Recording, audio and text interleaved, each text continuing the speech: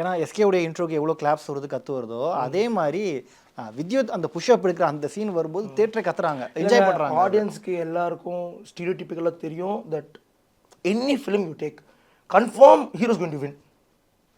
அது எல்லாருக்கும் தெரிஞ்சது தான்.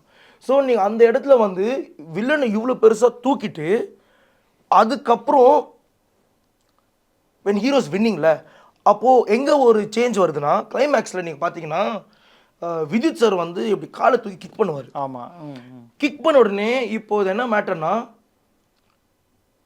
கிக்கை தடுக்கிற அளவுக்கு மேபி நான் ஃபாஸ்ட்டாக இல்லை, ஆனால் அடிச்சுட்டு நீ விட்டுற மாட்டேன் நான். அதில் வந்து பிடிச்சாரு கையை. ஏன்னா கிக் பண்ணிட்டு என்ன இவ்வளோ ஃபாஸ்ட்டாக கீழேருந்து கிக் பண்ணுறவர் பிடிக்கிறது கஷ்டம், டப் டப்னு பிடிச்சிருவார். பிடிச்ச உடனே இப்போ பிடிச்ச உடனே வித்யுத் சார் என்ன பண்ணுறாருன்னா இவரோட 2 ஷோல்டர் டிஸ்லோகேட் பண்ணுற மாதிரி இவர் இழுக்கிறாரு. நீ இல்லைறா நான் வந்து நிற்கிறேன்னு. ஸோ இந்த இடத்துல பவர் யாரா? ஹீரோ தான்.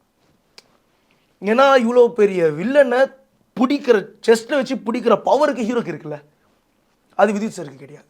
ஸோ வித்யுத் சார் வந்து நான் வந்து எப்படி பேஸ் பண்ணேன்னா ஸ்டைலிஷ் அண்ட் ஸ்வாக், அதனால தான் வந்து இது டப்னு பிடிச்சிட்டு அப்படிலாம் வருவார்ல மூடு. ஸோ அது வந்து ஸ்டைல் அண்ட் ஒரு ஸ்வாக் இருக்குது.